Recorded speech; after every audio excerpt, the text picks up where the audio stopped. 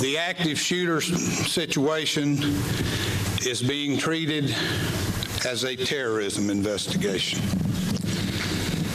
It is being led by the FBI's Joint Terrorism Task Force, and we will continue to investigate it as an act of terrorism until the proof shows us otherwise. Officials today talking about the deadly shooting in Tennessee that left 4 Marines dead. The head of Homeland Security Committee said he thought the attack was inspired by ISIS. My judgment, in my experience, is that this was an ISIS-inspired attack, and it has been opened as a terrorism investigation by the FBI, which is a very significant event in this case.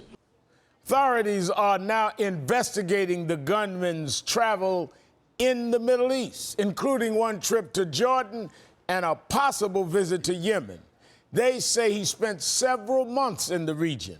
His electronic devices have been sent to the FBI crime lab in Virginia for analysis. And investigators are looking into his past, including a brief career as a mixed martial arts fighter and a stop for drunk driving back in April.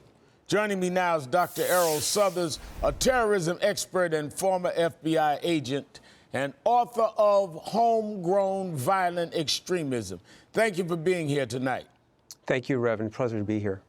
First, what's your reaction to the Homeland Security Chairman saying this attack was inspired by ISIS?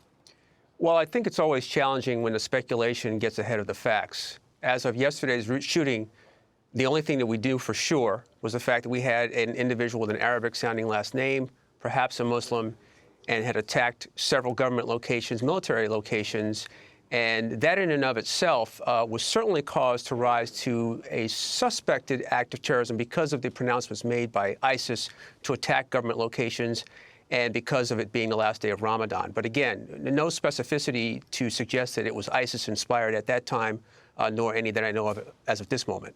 Now, there's a lot of discussion on the difference between how this case is being described and how people talked about the massacre in Charleston. I want to play you some sound from the very first press conferences following both tragedies. Listen. We are conducting this as an act of domestic terrorism. We will treat this as a terrorism investigation until it can be determined that it was not. I do believe this was a hate crime. It will be investigated as a hate crime. So how do officials decide whether they're investigating terrorism or not? Well, Reverend, you know, terrorism is a term that has typically been used over the years as it related to state-sponsored groups. But in a more contemporary sense, we're using terrorism to define or attach to individuals or non-governmental groups. There are 3 things we really need to think about when we think about terrorism. We need to think about the threat or the use of violence. We need to look at whether the targets of those violent acts are civilians. And then we need to determine whether or not a political objective was met. So in the South Carolina shooting, we had a whole list of items readily available, unfortunately, when that shooting occurred that would suggest it was an act of domestic terrorism. We had a manifesto by the suspect. We had connectivity to websites, supremacist websites. We had statements made to the victims who were in the church at that time, and a pronouncement that he wanted a race war to start. So it would seem to me that that individual instance, we had enough to start with a terrorism investigation, perhaps even before Mr. Roof was even apprehended.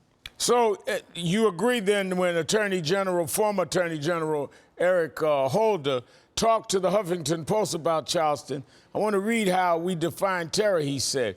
We have a young man who apparently becomes radicalized as a result of an incident and becomes more radicalized as a result of what he sees on the internet, then goes and does something that by his own words apparently is political/violent act with a different set of circumstances. And if you had dialed in religion there, Islam, that would have been called an act of terror. I mean, you literally wrote the book you did on homegrown violent extremism. Do you see any difference between the Charleston shooter and the Tennessee shooter?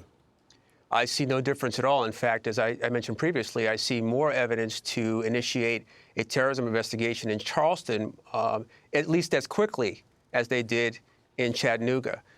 Terrorist actions strive for specific ideological goals or objectives, and Dylan Roof had goals and objectives spelled out both physically and verbally when he was in the church that day. So I would think that I would have to agree with former Attorney General Holder that, in fact, a terrorist investigation was warranted in Charleston at the onset.